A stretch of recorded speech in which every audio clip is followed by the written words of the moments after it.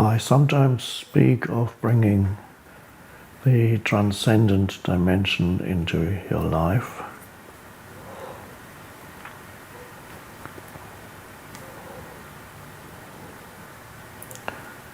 Without which your life, no matter what you achieve, is very limited.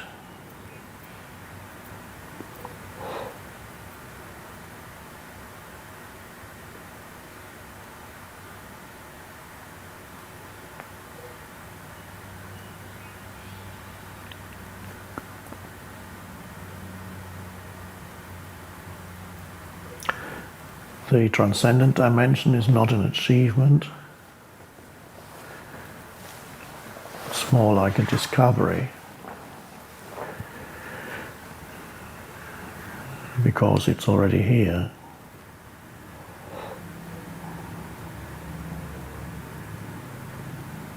So it's not something you need to get, which would imply future, but the discovery of something that's already here.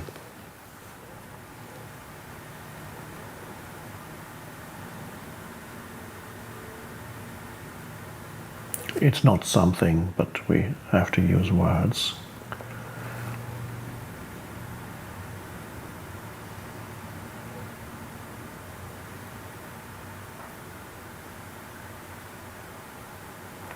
And this is about the most important thing.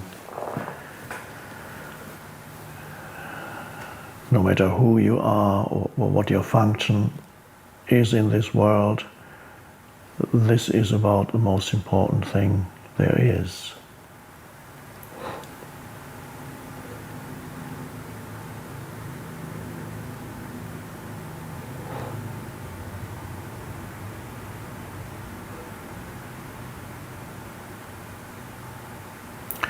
So we are here right now,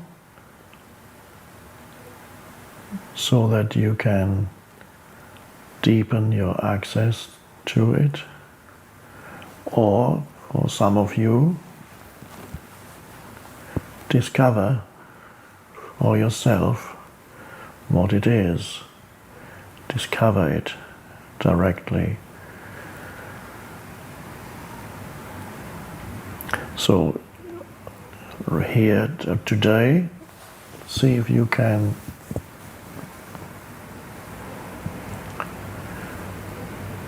experience yourself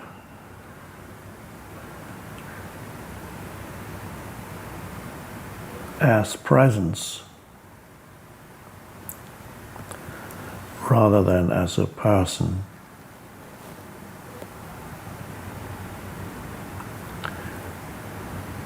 When you experience yourself as presence, we could also say the presence within you, the presence that you are, that is the transcendence of the person.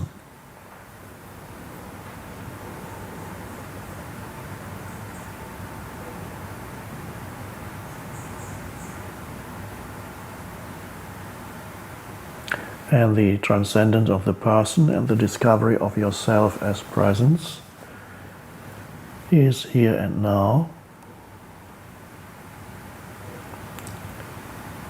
When you become so alert, so awake, to discover that alertness, that wakefulness in you, that there's no thinking. There are spaces in between thinking of simple, alert presence. And the opening up of those spaces, or that one space, is the transcendence of the person, because as that space opens up, you suddenly realize there's a depth to you that you didn't know before.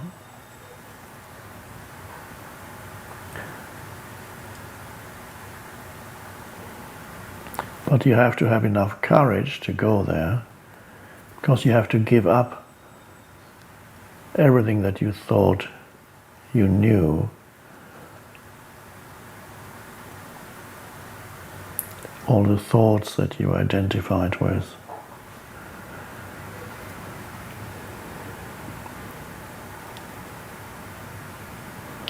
So you step into the unknown, in which one could almost say you become as nothing. And I like that English word, you don't have that in other languages. The English word nothing consists of no thing. Thing meaning form, something that has a particular form. And you realize the presence of that which has no form. And as you experience yourself as presence, in which there's no thought, just an alert consciousness,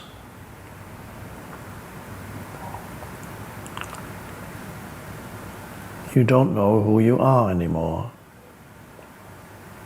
And that may require some courage to go there.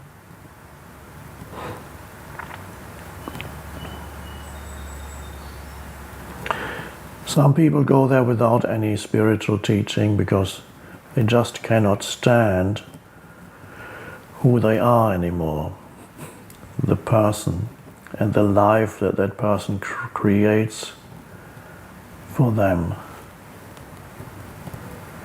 Can't take any more of that suffering, the unhappiness, the conflict, the agony, the negativity that they generate. I can't take anymore. That's a good point to reach too. At that moment you have a choice. You can commit suicide, or preferably step into the unknown and discover that presence that's deeper than the person, and then live in and through, predominantly in and through that presence. So when you look at something, the presence is looking, not the person. How do you know whether the presence is looking at something or the person? When you don't interpret mentally what you're looking at, that's presence. But you're very alert.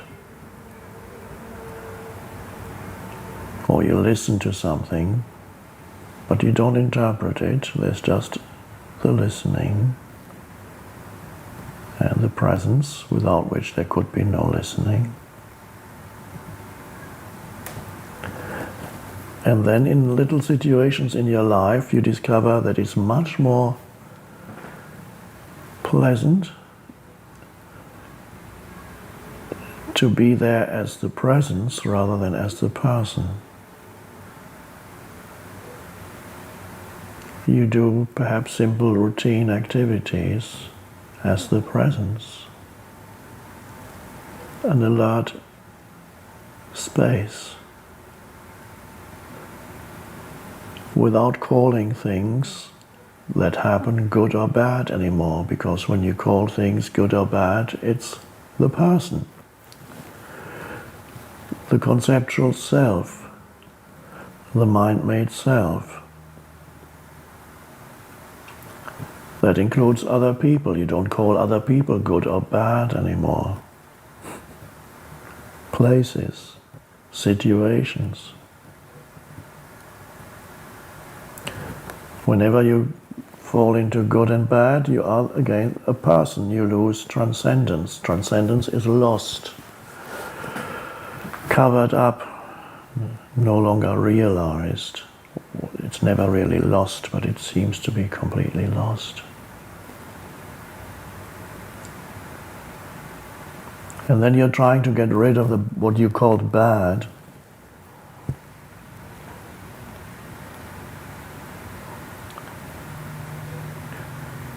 But that doesn't really work.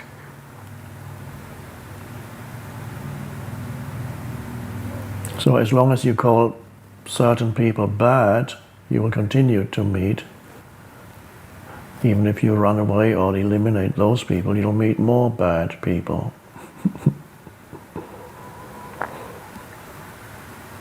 And what you focus on mentally grows. And situations also. So if you can encounter people, situations, places as a simple presence without taking a position towards them, allow everything to be in this moment as it is.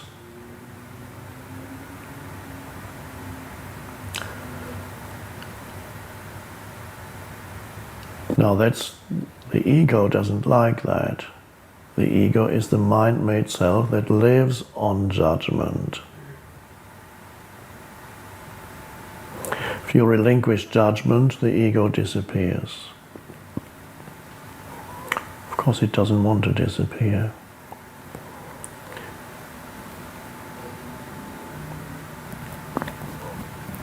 But you realize that life becomes a much more pleasant experience without that person continuously judging everything and everybody.